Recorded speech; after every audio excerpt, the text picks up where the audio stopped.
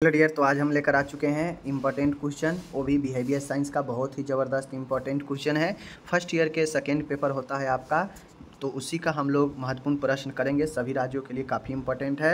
MP में exam होने वाले हैं, यूपी में एग्ज़ाम होने वाले हैं और भी अन्य स्टेट में एग्ज़ाम होने वाले हैं। सभी के लिए यह क्वेश्चन काफ़ी ज़्यादा महत्वपूर्ण है। आप चाहें तो इसको जो है तैयारी करके एग्ज़ाम दे सकते हैं। ठीक है, चलिए देख सकते हैं। जैसा कि जानते हैं आप लोग, बिहेवियर साइंस में दो पार्ट है, एक साइकोलॉजी मनोविज्ञान और एक समाजशास्त्र यानी सोशियोलॉजी का। तो दोनों पार्ट से हमने क्वेश्चन को सम्मिलित किया है। चलिए हम लोग देखते हैं। ठीक है, चलिए यहाँ पे जो क्वेश्चन है आपके सामने देख सकते हैं।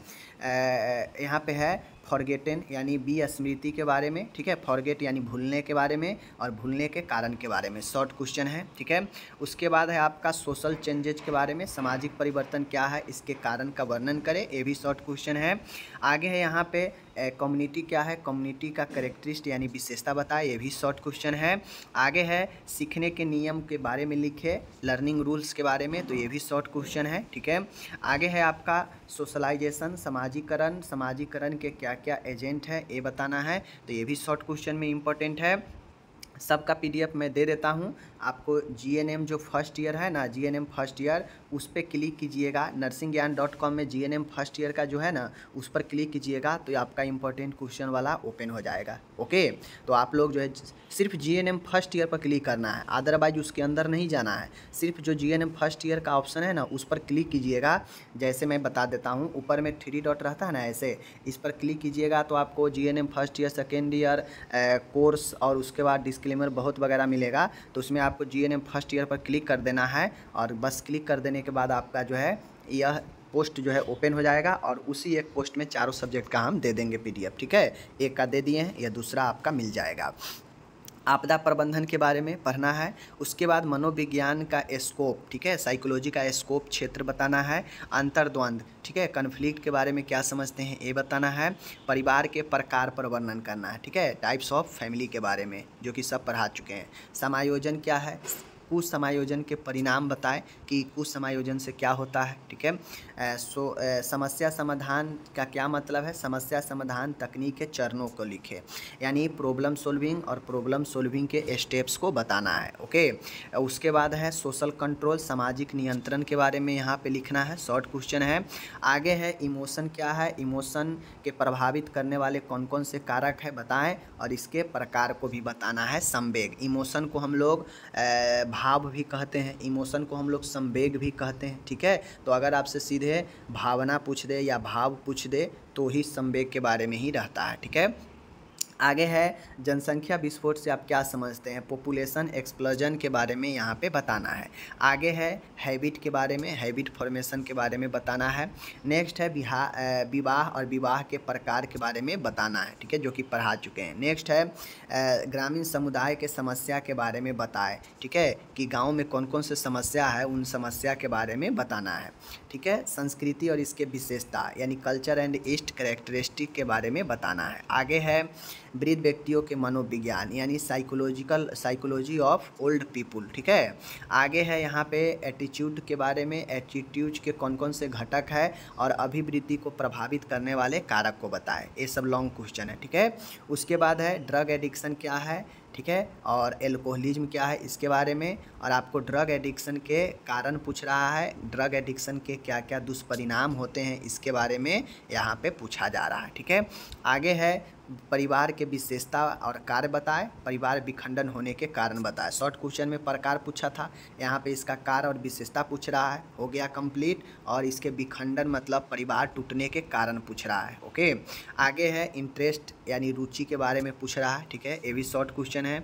आगे है मनोविज्ञान को परिभाषित करें, मनोविज्ञान के विकास व नर्सिंग में मनोविज्ञान का क्या महत्व है समझाए। आप लोग को मैं पढ़ाया हूँ कि नर्स के लिए मनोविज्ञान का महत्व या मनोविज्ञान का नर्सिंग में महत्व, दोनों क्वेश्चन सेम है। ठीक है, और साइकोलॉजी होता क्या है इसके बारे में पूछ रहा है। आगे है सोसाइटी, समाज क्या है, समाज की विशेषता क्या है, समूह व समाज में अंतर बताना है, समाज और समूह में क्या अंतर है ये बताना है। आगे है पर्सनालिटी क्या है, इसके प्रकार, व्यक्तित्व के प्रकार और एक संतुलित व्यक्ति के क्या विशेषता होता है वो बताना है। ठीक है, ये भी लॉन्ग क्वेश्चन है।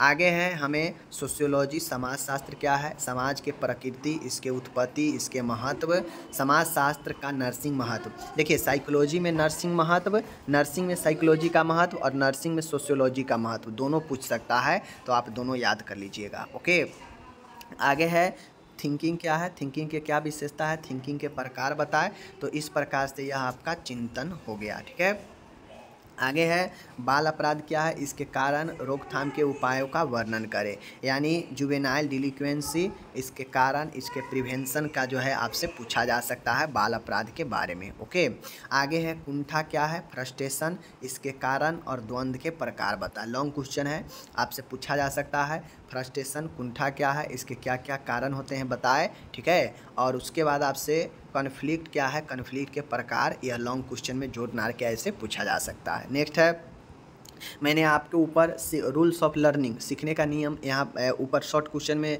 दिया है। ठीक है, हो सकता है रूल्स ऑफ लर्निंग, सीखने का नियम जो है शॉर्ट क्वेश्चन में ही पूछ ले, तो वो हमने दे दिया है। बाकी लॉन्ग क्वेश्चन में आपसे पूछेगा सीखना क्या है, सीखना का सिद्धांत, सीखने को प्रभावित करने वाले कारक बताएं, या हो सकता है इसमें से सिद्धांत हटा के यहाँ पे नियम ही ला दे, तो इस तरह से क्वेश्चन चेंज करके पूछता है।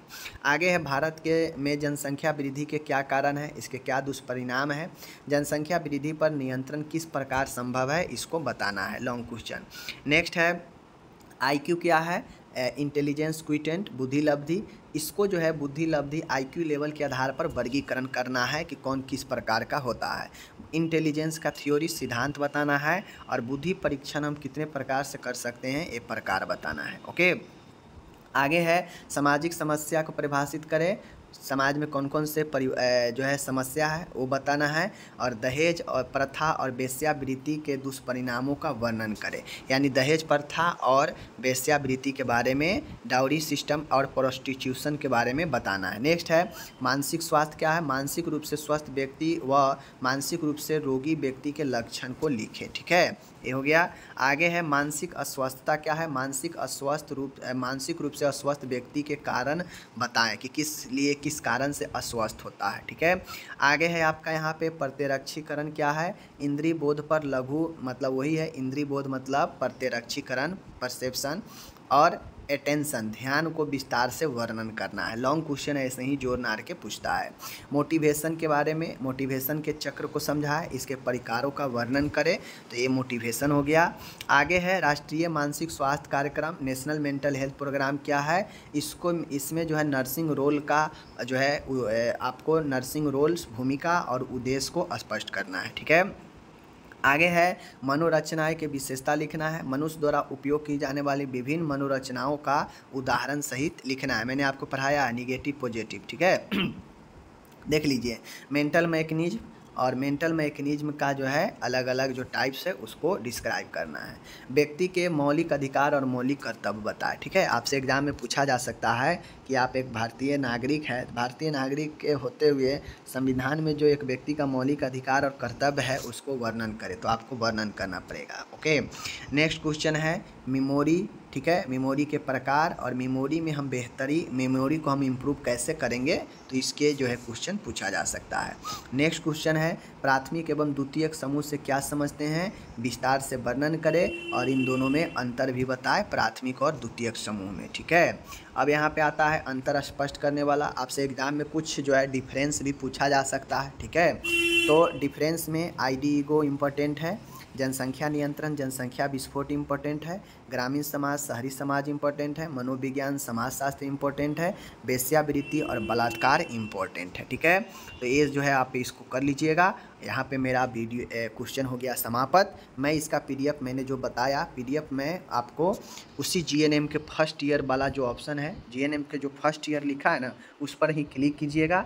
सबसे पहले तो आपको nursingyan.com पर जाना है। ठीक है, nursingyan.com गूगल में सर्च कीजिएगा, ओपन कीजिएगा, ओपन करने के बाद आपको एक दिखेगा इस प्रकार से 3 डॉट ऊपर में, ठीक है, 3 लाइन छोटा छोटा, इस पर आपको क्लिक करना है, साइड में रहेगा।